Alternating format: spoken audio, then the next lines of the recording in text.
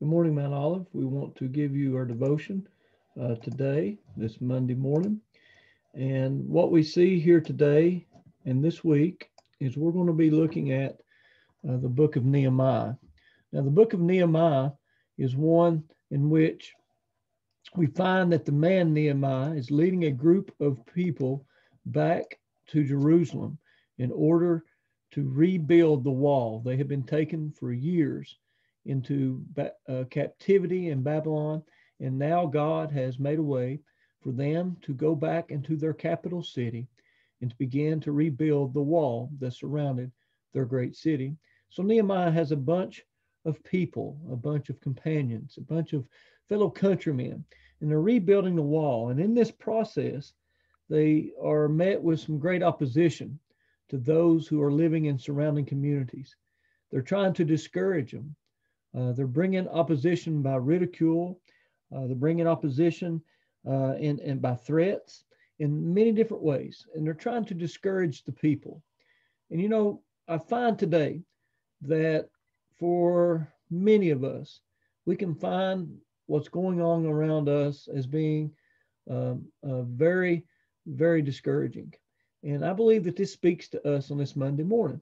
And the key word for today's devotion is focus. Focus. So, in the midst of this opposition and discouragement, as they have at this point rebuilt half the wall, and Nehemiah sees the discouragement and the opposition, and he makes this statement to the people. And I love this verse, Nehemiah 4:14. And I looked and rose up and said unto the nobles and to the rulers and to the rest of the people, be not afraid of them. I love that part. Don't be afraid of the opposition. Don't be afraid of what's come against you. And here's why. Here's why on this Monday morning I don't have to be afraid. Remember the Lord, which is great and terrible, and fight for your brother and your sons and your daughters and your wives and your houses. Two things here that Nehemiah tells them to do, to focus on. Number one, he tells them to focus on what really matters, what matters most. This weekend I spoke at a funeral service, and the one thing God showed me in that service as I was speaking is that death is a marker. It's a marker to remind us to live in this life, in the days that we're given, for what matters most. And so this is what Nehemiah is telling them. Listen, we're not just building this wall just to be building it, but it's for the prosperity and the health, not only of you, but your brothers, your sons and daughters, your wives, and your living quarters and communities. So I tell us today, Mount Olive Church, we've got to focus on what matters most.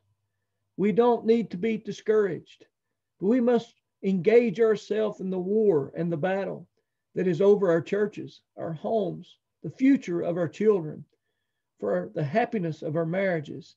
Remember what matters most, and it is worthy. It is a worthy cause of getting into the fight. And then the second thing he tells them on this Monday morning, to not be overwhelmed by discouragement because of what seems to be the opposition in this life. He says, don't be afraid of it. Why? Remember the fights for your sons and daughters and your family, but also remember the Lord.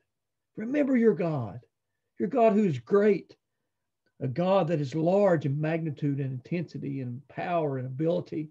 He's great, but he's also terrible.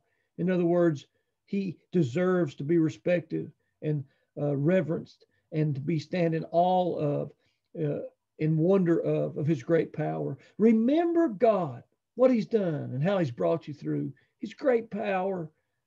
Remember God. Two things today on this Monday morning. Focus on the power of your God who's never let you down, and focus on the reason that we get up every Monday, the reason we go to face the things that we face.